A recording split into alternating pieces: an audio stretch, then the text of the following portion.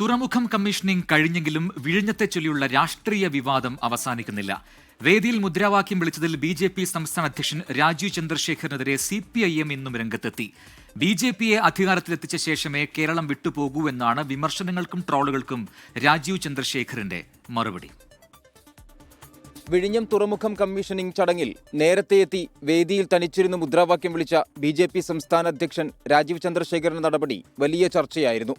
മന്ത്രിമാരടക്കമുള്ളവരുടെ വിമർശനത്തിനും സമൂഹമാധ്യമങ്ങളിലെ ട്രോളുകൾക്കും രാജീവ് ചന്ദ്രശേഖർ മറുപടിയുമായി എത്തി.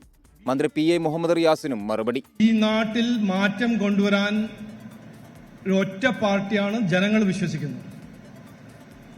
ആ മാറ്റം കൊണ്ടുവരണമെങ്കിൽ BJP NDA അധികാരത്തിൽ വരണം.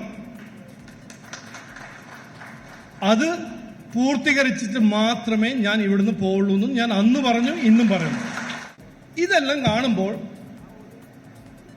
കമ്മ്യൂണിസ്റ്റ് രാജവംശത്തിന്റെ മരുമകന് വല്ലാത്തൊരു സങ്കടം. രാഷ്ട്രീയം പറയുമ്പോൾ രാഷ്ട്രീയമായി തന്നെ നേരിടണമെന്നായിരുന്നു മന്ത്രി PA മുഹമ്മദ് റിയാസിന്റെ പ്രതികരണം. അപക്വമായ ഒരു രാഷ്ട്രീയ നിലപാടെടുക്കുന്നവരല്ല ഞങ്ങൾ. അതിൻ്റെ ആവശ്യവും ഞങ്ങളെ സംബന്ധിച്ചിടത്തോളം ഇല്ല. രാഷ്ട്രീയം പറയുമ്പോൾ അതിനെ രാഷ്ട്രീയമായി നേരിടുക.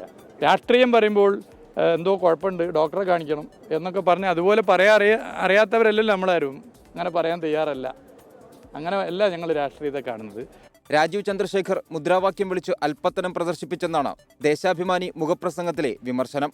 പിണറായി ഭാവനാശാലിയായ രാഷ്ട്രതന്ത്രജ്ഞനാണെന്നും ചടങ്ങിൽ പങ്കെടുക്കാത്ത പ്രതിപക്ഷ നേതാവിൻ്റെത് സങ്കുചിത രാഷ്ട്രീയമെന്നും ദേശാഭിമാനി മുഖപ്രസംഗത്തിൽ പറയുന്നു. ഉദ്ഘാടന ചടങ്ങിൽ മുൻ മുഖ്യമന്ത്രി ഉമ്മൻചാണ്ടിയുടെ പേര് പരാമർശിക്കാത്തതിൽ ഡോക്ടർ ശശി തരൂർ MP വിമർശനം ഉന്നയിച്ചു.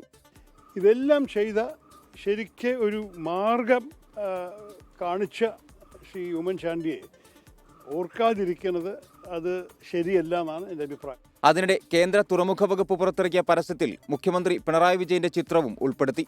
നേരത്തെ കേന്ദ്ര സർക്കാർ നൽകിയ പത്രപരസ്യത്തിൽ മുഖ്യമന്ത്രിയുടെ ചിത്രമുണ്ടായിരുന്നില്ല. 24 തിരുവനന്തപുരം.